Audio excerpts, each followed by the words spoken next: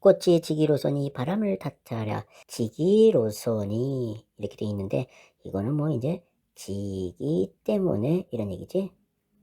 근데 이 로소니를 붙임으로 해가지고 강조의 효과가 있는 거고, 꽃이 지기 때문에 바람을 탓하랴. 이거는 무슨 얘기냐면 뭐뭐 하지 않겠다라고 하는 것을 강조하는 의문문이니까 서리법이 사용되었네. 그러니까 꽃이 지기 때문에 바람을 탓하지 않겠다라는 건데, 사실 어떻게 보면 바람 때문에 꽃이 지는 거지. 이거는 어떻게 보면 자연의 섭리야. 근데 이 사람은 탓하지 않겠다라고 그랬단 말이야. 이 얘기는 바꿔 말하면 이러한 자연의 섭리를 갖다가 뭐 하겠다는 거야.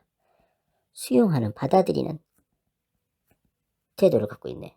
주렴 밖에 성긴별이 하나둘 쓰러지고, 주렴 성긴 쓰러지고, 이거는 이제 구슬로 만든, 옥으로 만든 발을 말하는 거고, 이거는 성글다란 얘기지. 즉 드문 한 이런 얘기잖아. 하나둘 쓰러지고는 얘기는 희미하게 사라지고 이런 얘기지. 근데 성긴별이 사라진다는 얘기는 새벽이 되었다 뭐 이런 얘기가 되는 건데, 여기서는 시간의 어떤 흐름을 갖다가 생각을 해야 되겠네. 그러니까 기척도 울음 뒤에 먼 산이 다가서다. 기척도라고 하는 것은 새인데 먼 산이 다가섰다. 뒤에라고 하는 것을 고려해 본다 그러면 이 사람에게 가까운 것은 기척도야. 근경이야. 가까운 곳에 있으니까. 그런 의미에서 본다 그러면 이 먼 산이 다가서다라고 하는 것은 멀리 있는 거니까 원경이 되겠지. 그러니까 근경과 원경이 어떻게 조화로운 어떤 모습을 보여주고 있네. 근데 여기서 울음이라 그랬으니까 이거는 청각적 심상이고, 먼 산이 다가서는 것은 시각적 심상이지. 그렇게 본다 그러면 여기에서는 어떤 감각적 어떤 심상을 통해서 시간의 흐름을 갖다가 나타내는 것 같아요. 왜 그러냐면 먼 산이 다가섰다는 얘기는 결국 아침이 되었다 이런 얘기잖아. 그러니까 새벽에서 아침이 된 거지. 근데 이건 어떻게 보면 이미 밤에서 새벽으로 되고 새벽이 다시 아침으로 되는 거니까 지금 이 부분에서는 시간의 경과를 어떤 방법으로 감각적 심상으로 보여주고 있네. 촛불을 꺼야 하리 꽃이 지는데, 요거는 이래야 될 것 같은데, 요거는 요 앞부분으로 사실은 가야 되지. 꽃이 지는데 촛불을 꺼야 하리 이렇게 되는 거야. 도치가 쓰인 거지. 근데 꽃이 지는데 왜 촛불을 꺼? 이상하네. 아침이 되었기 때문에 촛불을 끄는 거 아니야? 근데 이 사람은 꽃이 지기 때문에 끈다라고 하네. 꽃 지는 그림자 뜰에 어리여 하얀 미닫이가 우련불거라. 미닫이라고 하는 것은 이제 아마 문을 말하는 거겠지. 그러니까 하얀 그 창호지가 있는 어떤 문인 것 같아. 우련불거라 그랬어. 이 우련이라고 하는 것은 엷은 희미한 뭐 이런 얘기인데, 하얀 미닫이에 붉은색이, 이게 어려있다 뭐 이런 얘기인 것 같아. 꽃이잖아. 꽃은 붉은색이잖아. 그러니까 꽃의 그림자가 하얀 미닫이에 비친다 뭐 이렇게 해야 될 것 같아. 그렇다면 이때 요거는 하얀색과 붉은색의 어떤 색채 대비 통해서 뭘 얘기하냐면, 꽃이 지는 그림자가 하얀 창호지로 된 문에 이렇게 어리는 것을 갖다가 보여주고 있네. 그렇다면 지금 이 부분은 낙화가 굉장히 아름답게 느껴지는 그런 모습인데, 그런데 이 시적 화자는 어라 그랬단 말이야. 이거는 감탄형 정결음이야. 그러니까 영탄법이 쓰였네. 그렇다면 여기서는 그냥 단순한 낙하의 아름다움을 얘기한 게 아니라 낙하의 아름다움에 대한 시적 화자의 어떤 감탄을 갖다가 쓴 거라고 볼 수가 있겠네.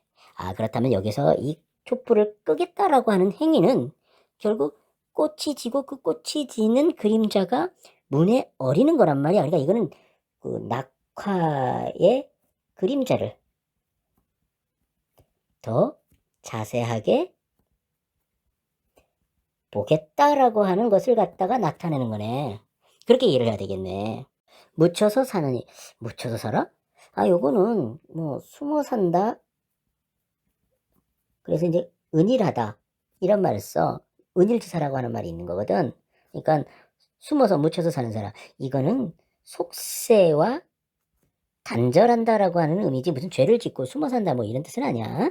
고운 마음을. 그렇지. 그래서 이제 여기서 고운 마음이 나온 거야. 그러니까 무슨 죄 짓고 숨어 사는 게 아닌 거지. 이 사람은 지금 낙화를 보면서 아름다움에 감탄하고 있잖아.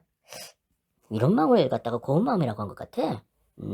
아는 이 있을까? 저하노니. 이 저하다라고 하는 말은 저하다 이 말이고, 이거는 두려워하다 뭐 이런 얘기니까 아는 이가 있을까? 저한다 두렵다 이 얘기는 알리고 싶지 않다라고 하는 얘기가 되는 건데, 자기 자신이 이런 고운 마음을 다른 사람이 아는 게 싫어? 왜지? 그 자신의 어떤 감동을 계속 유지하고 싶은 마음 아닌가 하는 생각이 드네. 꽃이 지는 아침은 울고 싶어라. 그러네. 이게 바로 시적 상황이네. 이 시 전체의 시적 상황. 이때 이 사람은 뭐라 그러냐면 울고 싶대. 뭔가 슬픔을 느끼는 건데, 여기서 왜 귀촉도가 나왔는지 좀 이해를 하겠다. 이 귀촉도라고 하는 새는 한을 갖다가 상징하는 새야. 이 한을 갖다가 상징하는 이 귀촉도가 운다라고 하는 이것은 이 울고 싶다라고 하는 심리와 연결될 것 같아. 그러니까 귀촉도라고 하는 한을 상징하는 새가 울고 있어. 그리고 자기 마음속은 울고 싶어져. 그러니까 슬픔 속에 있단 말이지. 그러면 이 사람의 마음과 그 다음에 밖의 상황이 이렇게 일치하는 것 같네. 그렇다면 요거는 밖이야. 흐리지 뜰. 그리고 요 부분은 방 아니야. 왜 그러냐면 미다지, 하얀 미다지에 어떤 그 붉은 어떤 낙하지는 그림자가 이렇게 비치는 것을 갖다 보고 있다면 이건 방 안이 되는 거겠지. 그리고 요 부분은 마음속 이라고 볼 수가 있어. 즉, 이 사람이 계속해서 마음 얘기를 하고 있고 울고 싶다라고 하는 자기 마음을 얘기하고 있잖아. 그렇다면 이 시는 시간의 경과를 보여주기도 하지만 또 한편으로는 뜰,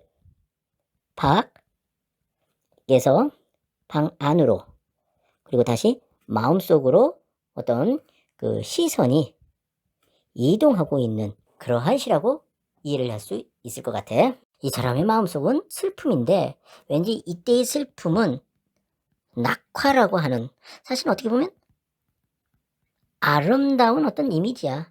근데 이것은 다시 또 뭘로 바뀌느냐면 소멸, 죽음 이런 이미지로 바뀌어지는 거거든. 어떻게 보면 이거는 그러니까 비극적인 거지. 그런데 이러한 비극적이면서도 또 한편으로는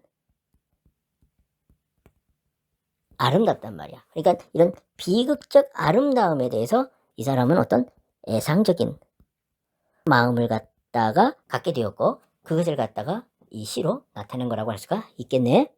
이 시의 특징 중에 하나는 좀 예스러움을 좀 느낄 수 있다는 거야.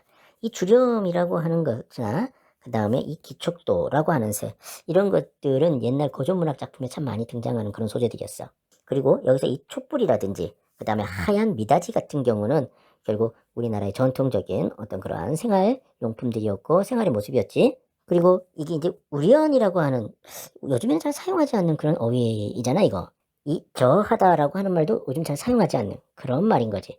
그러니까 예스러운 어휘라든지 소재 이런 것들을 갖다가 사용함으로써 전통적인 감수성을 갖다가 좀 드러내는 것 같아. 그리고 또 이 시를 보면 요렇게 요렇게 요렇게 요렇게 요렇게 요렇게 두 개의 행을 하나의 연으로 처리를 했어. 그리고 또 꽃이 지기로서니 바람을 탓하랴 주련 밖에 성김별이 하나둘 쓰러지고 귀촉도 울음 뒤에 먼 산이 다가서다. 자, 이렇게 한 연이 네 개의 마디로 끊겨져. 다시 말하면 사음보란 말이야.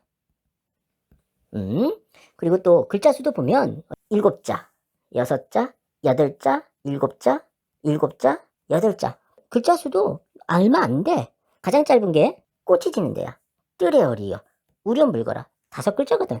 그러니까 5에서 6자의 어떤 글자 수. 이것을 갖다가 보여주고 있단 말이야. 이러니까 이 시가 왠지 전통적인 어떤 분위기를 더욱더 느끼게 해주고, 이런 짧은 시행, 연으로 구성되어 있었을 때 절제된 어떤 감정, 이런 것을 느끼게 돼. 그러니까 긴 시행보다는 짧은 시행이 느리게 읽어줘야 되거든. 그러다 보니까 감정이 절제된 느낌 같은 것을 불러일으키게 되지. 어쨌든 이 시는 그 낙화의 아름다움에 대한 감탄과 낙화의 어떤 비극적인 아름다움에 대한 애상적인 마음, 이런 것을 갖다가 담고 있는 시라고 할 수 있을 것 같아.